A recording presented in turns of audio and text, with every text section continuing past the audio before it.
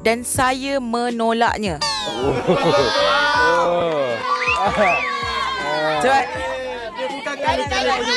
Boleh tanya?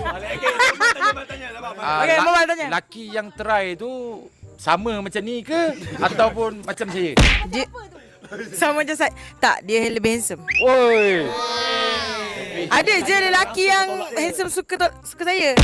Sumpah. Kenapa Dan saya tolak? Tolak dia sedangkan dia suka kau? Sebab saya dah ada orang lain time tu.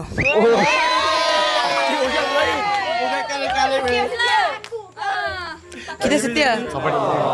Loading eh. Dia terkejut bila dengar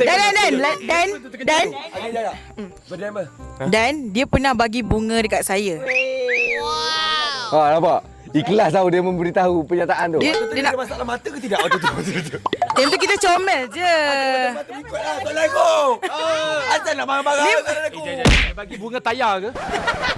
Taklah dia bagi bunga ros lah. Sebab aku rasa yang latest yang bagi bunga kat dia aku. Aku tak pernah lagi suka lagi. Tak, dia bagi bunga ros, bukan bunga biasa tu. Wah. Orang hidup tu. Asal dia tolak laki tu. Sebab dia kecil macam comel. Melo time Dajjal 5. Sama je saya tetap montel macam dari dulu. Alah comel. Sekejap kalau aku pun kalau sometimes suka.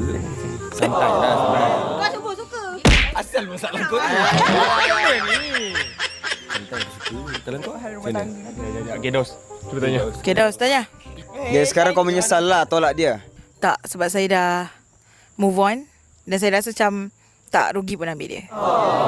Okey, contoh Dah, cukup.